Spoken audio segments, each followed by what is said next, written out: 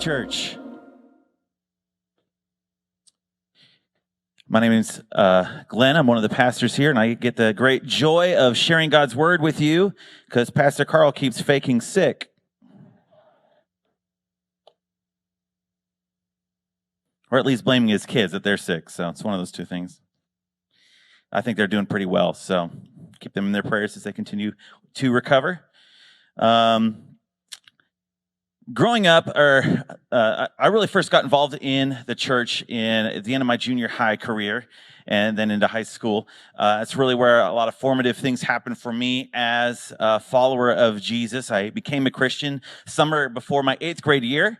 And one of the things that was emphasized in our youth group at the time was the need to find Christian alternatives to all the music we listened to, which was interesting. And so I had to start finding that. And so the kind of music I listened to, I ended up finding some Christian rock bands that I would listen to. And really a lot of those bands were really helpful for me as I was growing in my faith.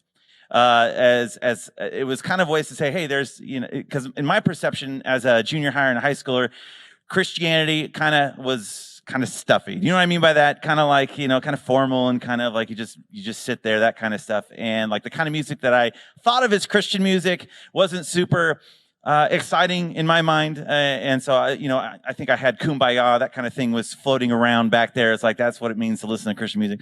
But I found some Christian bands that were a little heavier than Kumbaya and got to listen to those and was encouraged by those really through high school and into college. Really, these bands kind of helped stabilize me in a way and show me that there was another way, that Christianity didn't have to look like one particular sort of model, especially musically. But what I found especially like the last 10 years or so many of those Christian bands that I listened to that were so influential in my young faith have walked away from the Lord.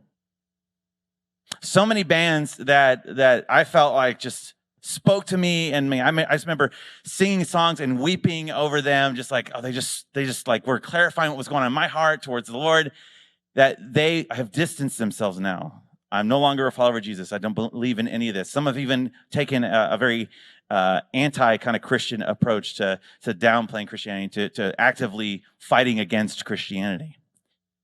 And honestly, it's been very discouraging for me. It's been very discouraging. Have you felt that way about people who you have found to be influential in your faith?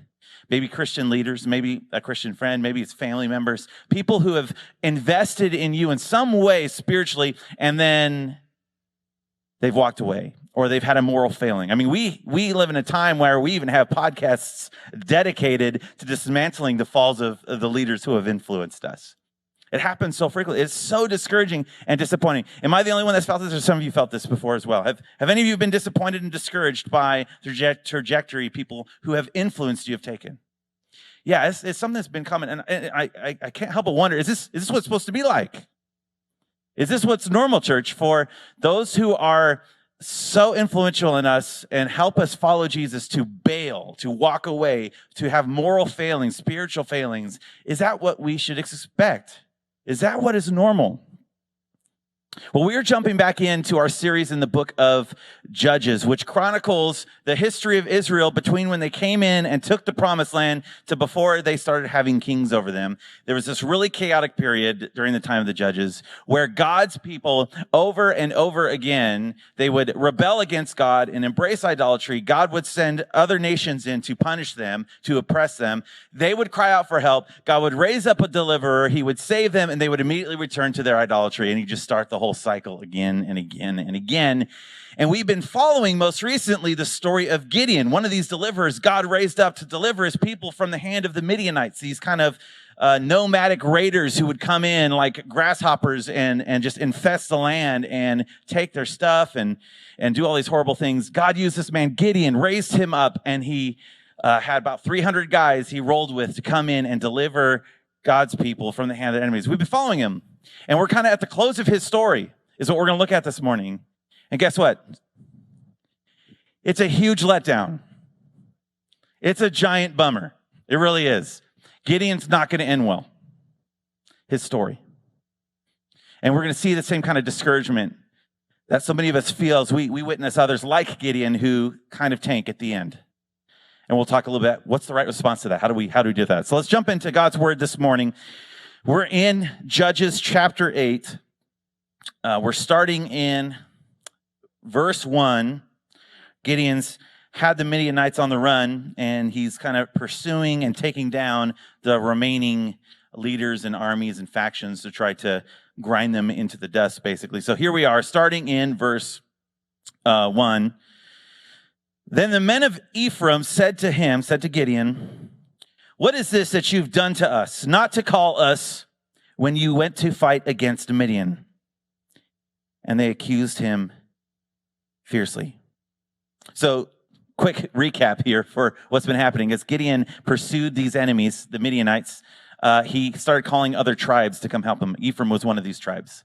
And Ephraim kind of swooped in with him. They ended up catching 2 of their kings with them. And now they come back to Gideon, and they're super mad at him. And they're mad because Gideon failed to recruit them earlier on in this battle. Have you ever met somebody who just wants to be offended? Do you know anyone like that?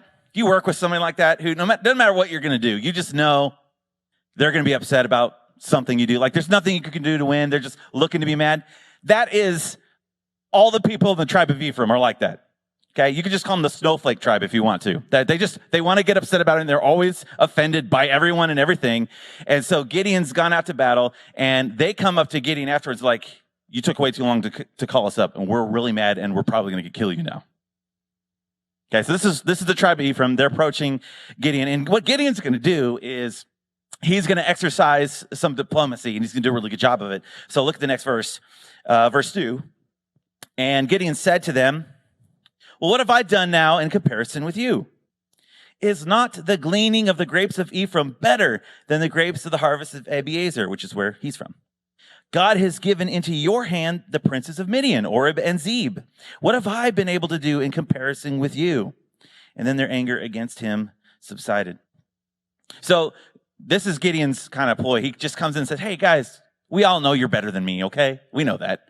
We know you're super powerful and great. There's nothing that I've done that can compare to you. I mean, you guys are the ones who single-handedly captured these kings, these princes. You're the ones that caught them. You know, I didn't do that."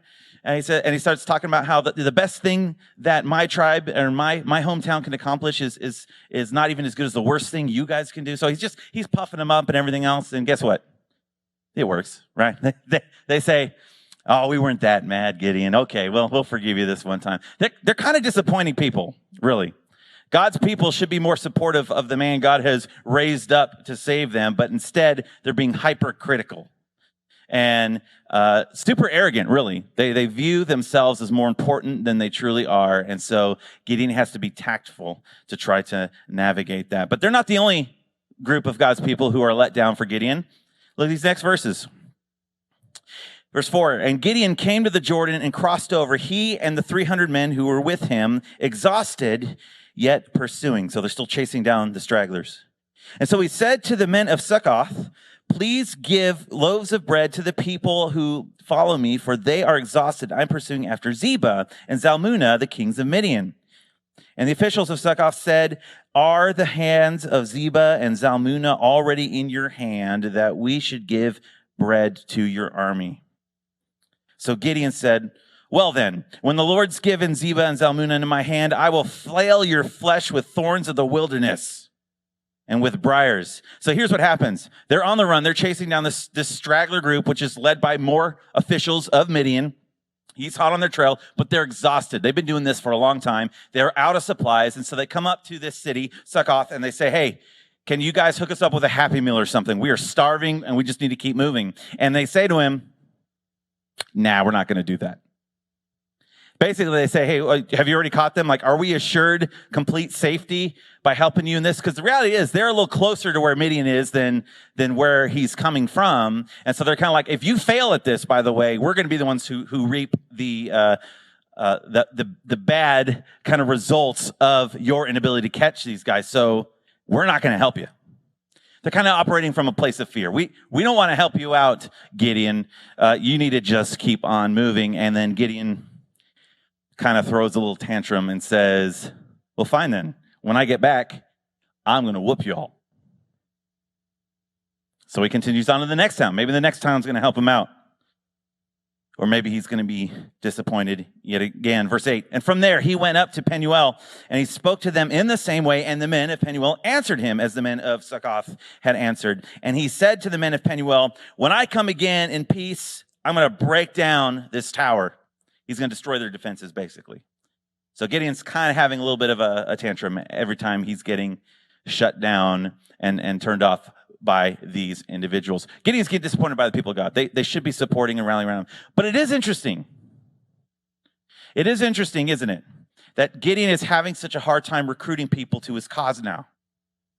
Whereas before, when he first went down to battle, the text says the Spirit of the Lord came upon him. And as a result of the Spirit of the Lord coming upon Gideon, he was able to recruit entire tribes to his cause. Something's changed. Where he's having struggles. He's not even able to recruit small towns at this point. Why is that? Well, we're going to see in a little bit what's going on inside of Gideon. Well, let's continue in the story, verse 10. So these two kings, Zebah and Zalmunna, were in Karkor with their army, about 15,000 men, all who were left of all the army of the people of the east, for there had fallen 120,000 men who drew the sword. And Gideon went up by the way of the tent dwellers, east of Nobah and Jogbehah, and attacked the army, for the army felt secure. And Zebah and Zalmunna fled, and he pursued them, and he captured the two kings of Midian, Zebah and Zalmunna, and he threw all the army into a panic. Is Gideon successful? He is. He's able to catch these kings and to rope them down. He's able to go in and defeat thousands of forces, again, still with this small army that he's rolling around with as he starts picking off camp after camp until he finally gets to these kings. He's able to capture them and bring them back. But what's really interesting, as we're seeing him succeeding here at this point, who is missing from this passage? God's not in here. Where did you see God listed in any of this? Who's throwing them into the panic now? Before, they're having dreams and they're seeing it's God that's doing all this. But now, all of a sudden, Gideon seems to be operating, and there's no mention of God as he's coming in. He's finding success, but God seems to be absent. He captures these kings. He's successful. And now he's got a score to settle with these two towns. What's he going to do? What is this leader God has raised up going to do against God's people? We'll look at verse 13. Then Gideon, the son of Joash, returned from the battle by the ascent of Heres, and he captured a young man of Succoth, and he questioned him. And he wrote down for him the officials and elders of Succoth, 77 men. I'm sure he's just wanting to get them their addresses for Christmas cards that go out later in the year, is what I'm guessing he's trying to do at this point, getting there. No, he's trying to find out who he's going to cross off this list, right? He's creating a hit list, basically, what he's going to do to these people. So he captures some poor dude, says, I need you to write everybody's name down, where they live, what color car they drive, and I'm going to go see what's going on. So he gets all that information. Verse 15, he came to the men of Succoth and he said, behold, Zebah and Zalmunna, about whom you taunted me, saying, are the hands of Zebah and Zalmunna already in your hand, that we should give you bread to your men who are exhausted? So he's kind of parading the captives before them, saying, well, I got him now. What are you going to do about it? And so verse 16, he took the elders of the city, he took thorns from the wilderness and briars, and with them taught the men of Succoth a lesson. Now, what do you think that is? What does that mean? It means he beat them. He whooped them with these thorn whips, basically, and just thrashed them incredibly. There's one other town that wasn't there. He goes, verse 17, and he broke down the tower of Penuel, and he just loses it. What's he do? He killed the men of the city. Gideon, who God had raised up to defeat God's enemies, is now killing who? God's people. He's slaughtering them because he's upset. He's angry that they did not support him. And so he kills them. It seems to be, at this point in the story, Gideon's trajectory is starting to come down, right? And it didn't really start off that hot either, did it? Because when God first speaks to Gideon, Gideon is in kind of denial, saying, God's not even here to help us. And it takes Gideon a while to finally come around that God might be using him. He's very reluctant. He's very fearful. And it takes a while for him to come along. And so he finally is encouraged. He hears about the dreams that the enemies are having about how God has delivered them into Gideon's hands. He gets encouraged. He goes in. He starts doing well. But now things are starting to come down. Kind of feels like power's getting to his head a little bit. You think so? He's kind of enjoying this position he has leading the armies of Israel, and it seems to be it's starting to get to his head. And in fact, we're going to see that is what's happening, and it's going to get worse. Well, there's still the issue of these two kings he's captured. He's got them in tow, and now we're going to find out the true motivation in Gideon's heart of why he's engaged in all of these battles to begin with. Look what it says in verse 18. And then he said to Zebah and Zalmunna, where are the men whom you killed at Tabor? So let's quick pause. Tabor hasn't been mentioned in this story yet. So evidently, these two kings of Midian, at some point in the past, before Gideon was called, killed off a bunch of men at Mount Tabor. And Gideon knows about it. And so this is what they answered to him. They answered, as you are, so were they. Every one of them resembled the son of a king. So the guys that they killed, I think they know that there's a connection between the guys they killed in Tabor and Gideon. And saying, they're like, actually, now that I think about it, Gideon, they looked a lot like you. That's what they're saying. They aren't being respectful. And in fact, when they say they're the sons of a king, they look like sons of king just like you look like that. Gideon's kind of operating, again, it's going to his head, this power. Gideon's starting to act like a king. He's starting to act like the ultimate leader in power. And so by them calling him the son of a king, it's actually a little bit of a dig. It's kind of a, yeah, I know you think you're in control here, you're in power there, Mr. Gideon, but you're just a king's son, right? It's a step down.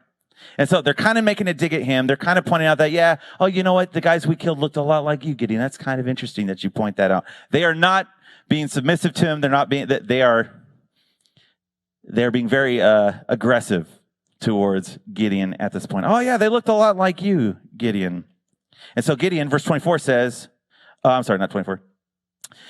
Gideon says to them in verse 19, well, they were my brothers, the sons of my mother. And as the Lord lives, if you would save them alive, I would not kill you.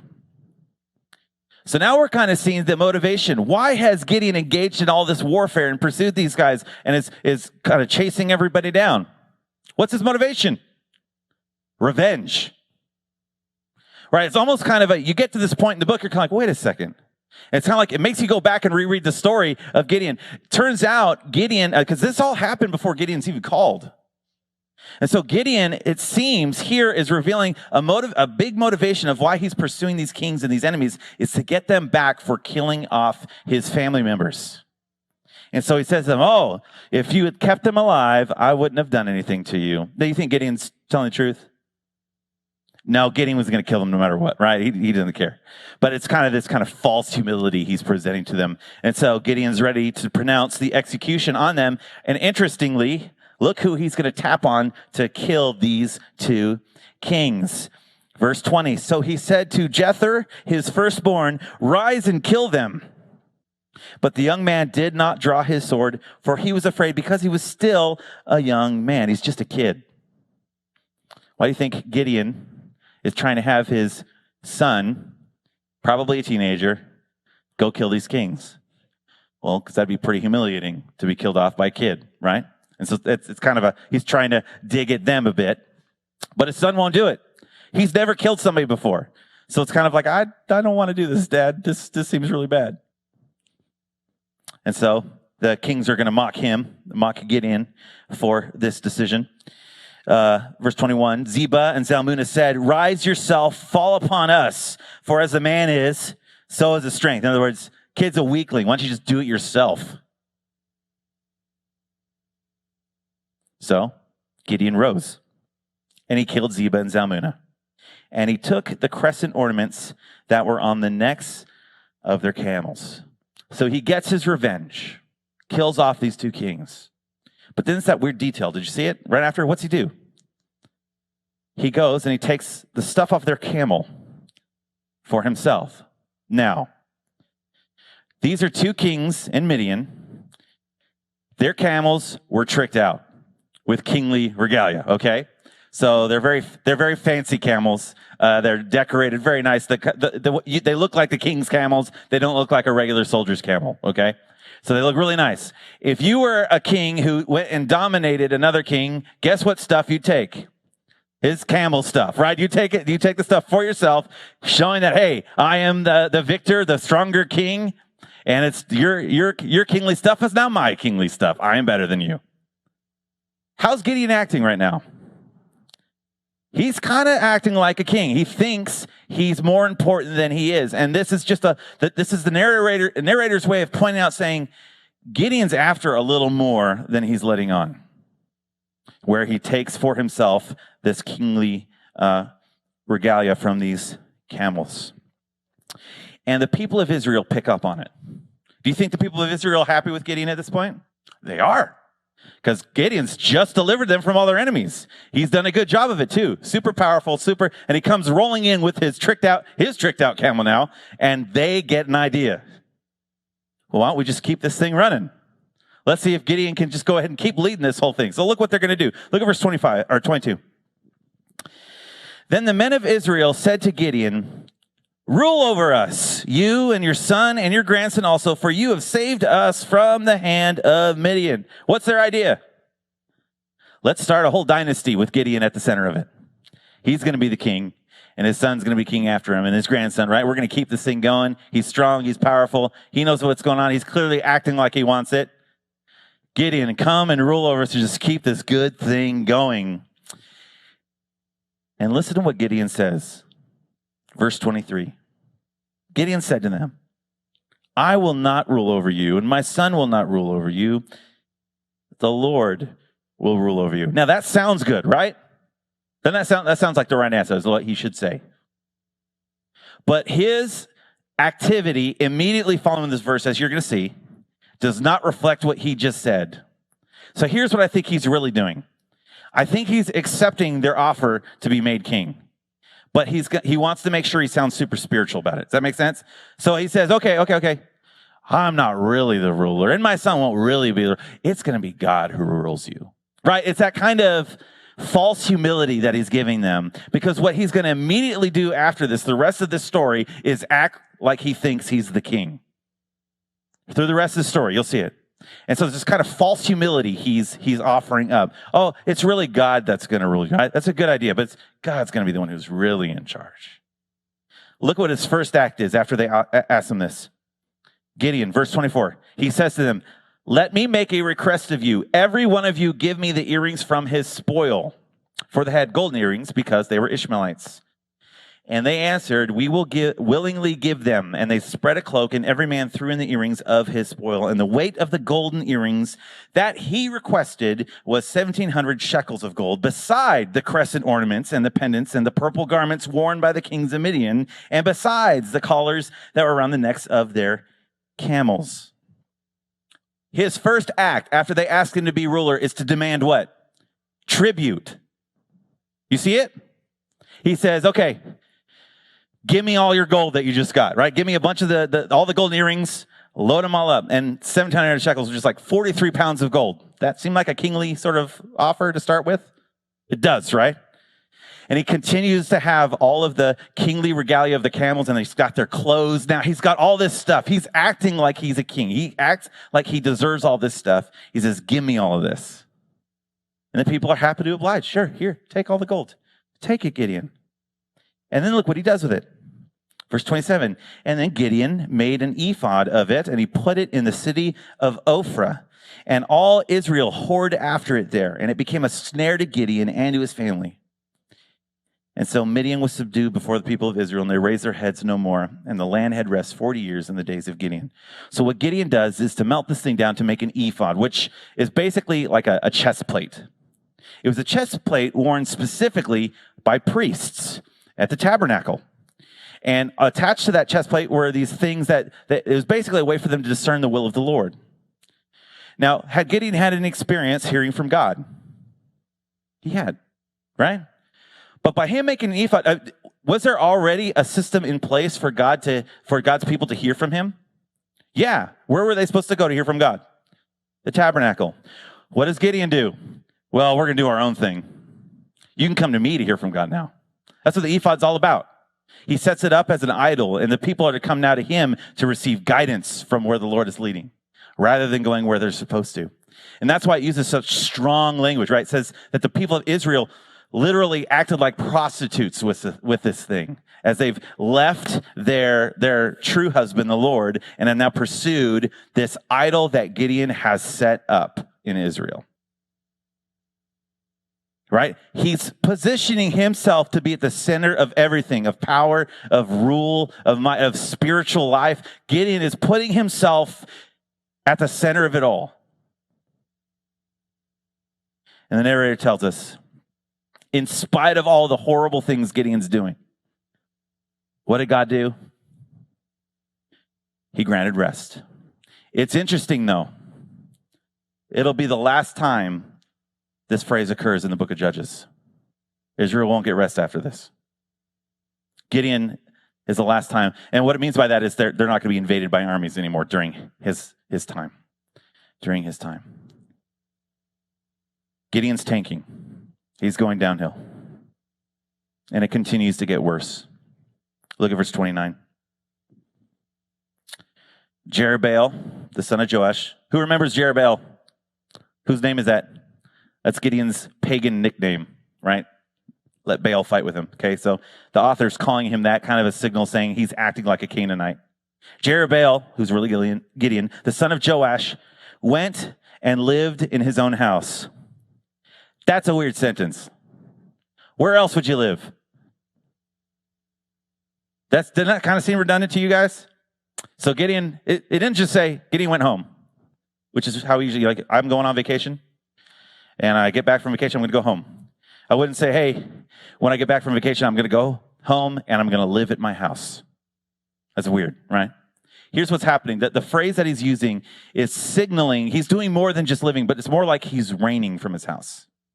The idea is that Gideon has set himself up almost like on a throne, and he's gonna rule from his home. So he went home, and this whole pronouncement of this title, Jerubbaal, son of Joash, like this really kind of kingly sort of sounding title. He's describing him. Gideon has set himself up to rule from his home. And now, verse 30, Gideon had 70 sons, his own offspring, because he had many wives. Well, what kind of individuals in this time period have a harem? Kings do. So he takes on a whole harem. And he has a concubine, which is basically a sex slave, who was in Shechem, who bore him a son, and he called his name Abimelech. Any takers on what the name Abimelech means? It means, my father is king. Little on the nose, right? Gideon names his kid, my dad's the king.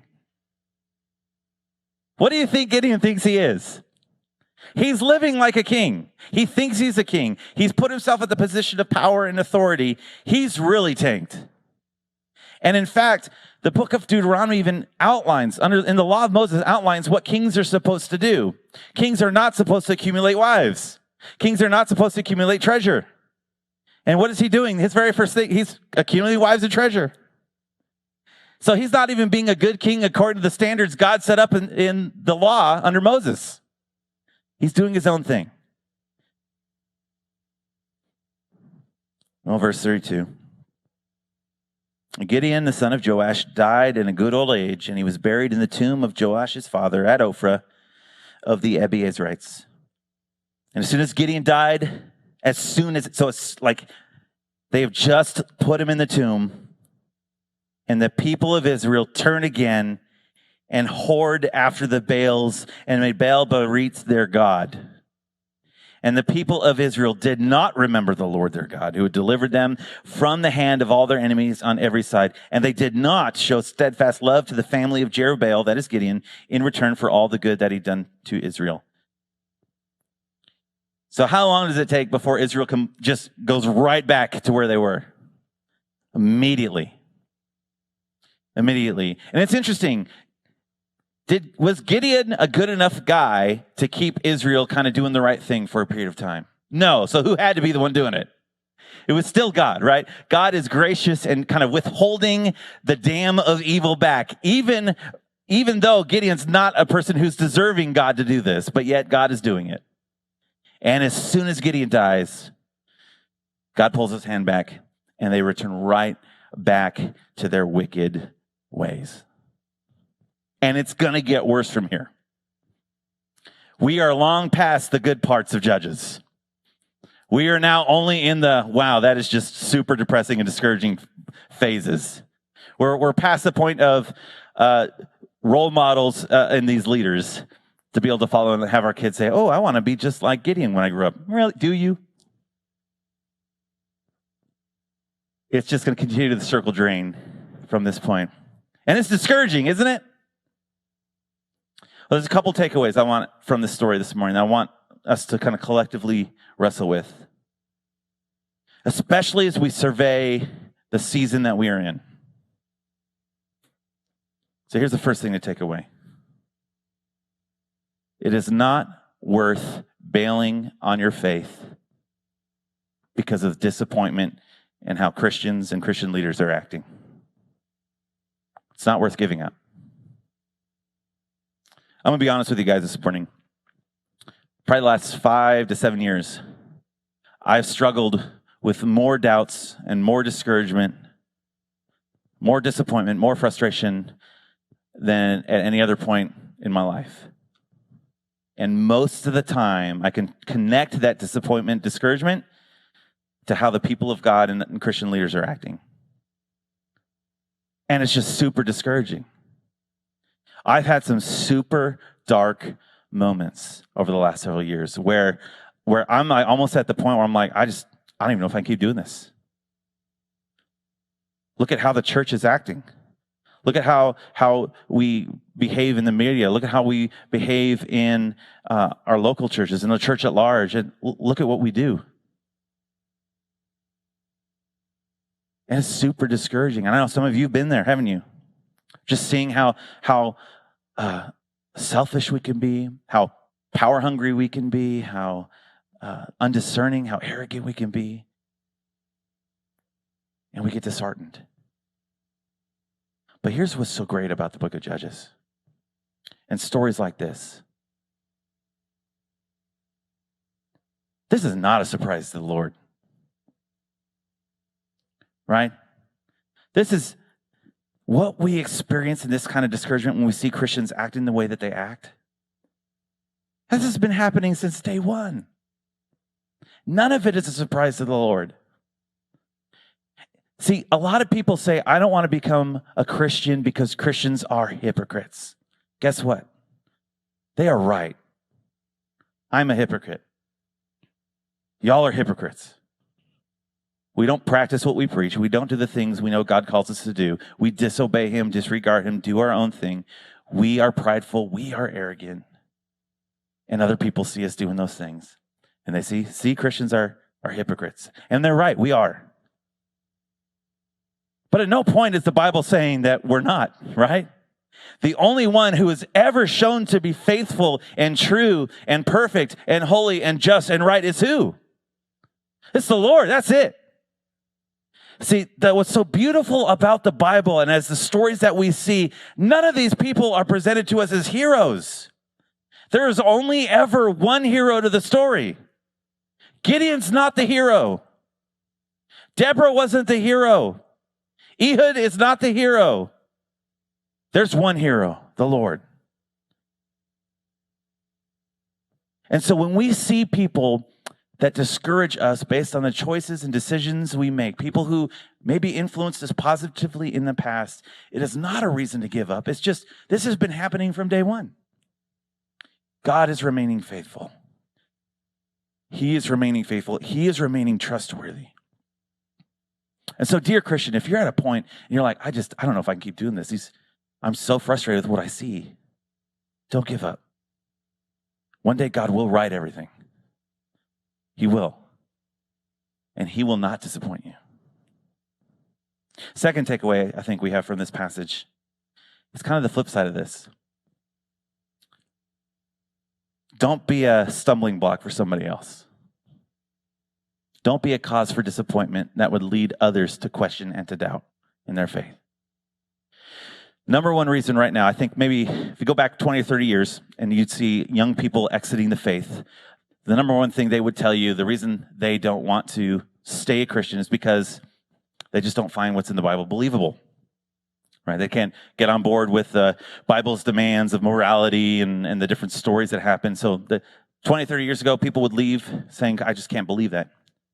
It's not what young people are saying today as they leave. They leave because they don't think the church believes.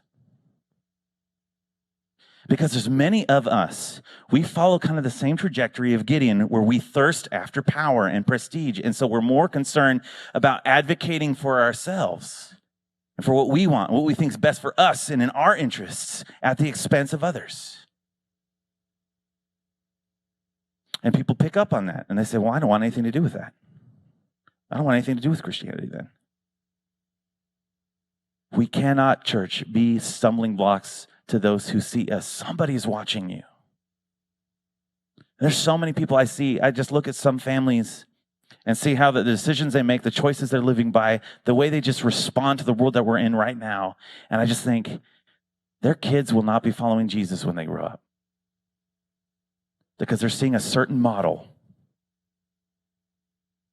We cannot be a stumbling block to those with a weaker faith in us.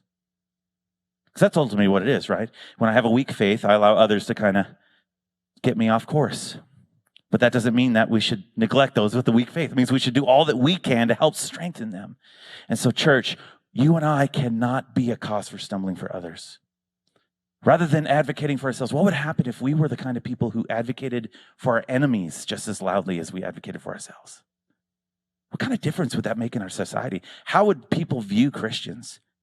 I'm okay with us being viewed as weird because you know what? We're weird. We worship a man who is dead and is now alive. That's weird. People don't do that normally. But they shouldn't reject us because they think we're selfish or self-centered or uncaring or impatient.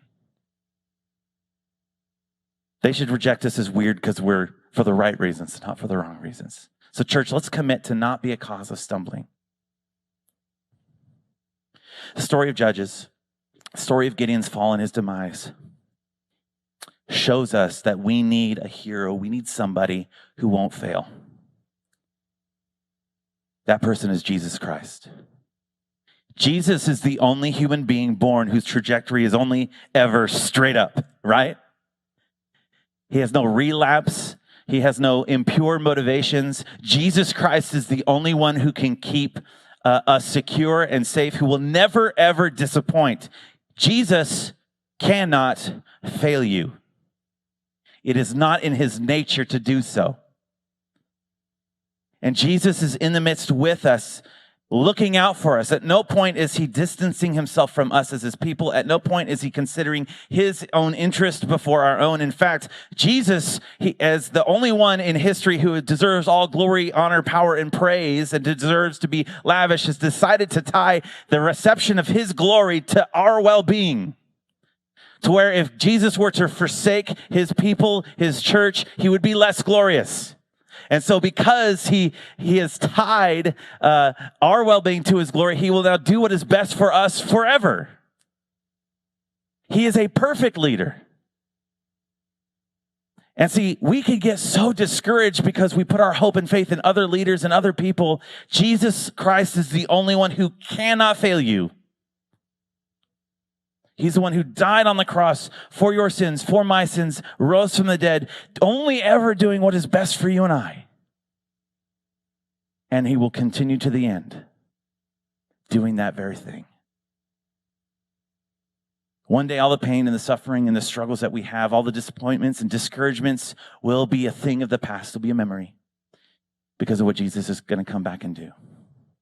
But until that time, let's press forward. Let's continue to press forward and trust in him. And even though people are dropping around us like flies, he will never drop. So keep your eyes fixated on him, following him into the future. Friend, you might be sitting here this morning, and I don't know what your hope and faith and trust is in. You might be discouraged because of how things have been going financially, politically, with your health, medical. I don't know what it is. But friend, I want to tell you that you're going to only ever find disappointment until you find your hope in Jesus. So if you've never started a relationship with Jesus before, if you maybe you're here because maybe mom forced you to be here, or a friend invited you and they were super just persistent and making you feel awkward, so finally you came. Whatever reason, we're happy you're here. But let today be the day that you investigate the claims of this person, Jesus. He will be found trustworthy. So investigate him. Talk with myself, one of our pastors, one of these shepherds that were standing up here. You're even allowed to go talk to one of the candidates who aren't shepherds yet. We'd love to share with you how you can start a relationship yourself with the infinitely reliable and trustworthy Jesus. Let's pray. Father, thank you so much for your word and for calling us as your people. And God, we know life is filled with disappointment. Life is filled with discouragement. And God, there's so many who failed us, and there's so many people we ourselves are failing. And so God, help all of us collectively gather around the cross of Christ and say, he alone is worthy of our hope and our trust. He is the King who has not demanded tribute, but has offered tribute freely to all of us to share it with us so that we become heirs with him. God, help us continue into this new year, our eyes fixed upon Jesus and undeterred from anything else. God, and for our friends here that don't know you, God, I pray that even now you'd be working in their heart to trust you, to know you, to follow you, and to see how reliable you can be. We love you. We trust you. It's in the name of your Son we pray. Amen.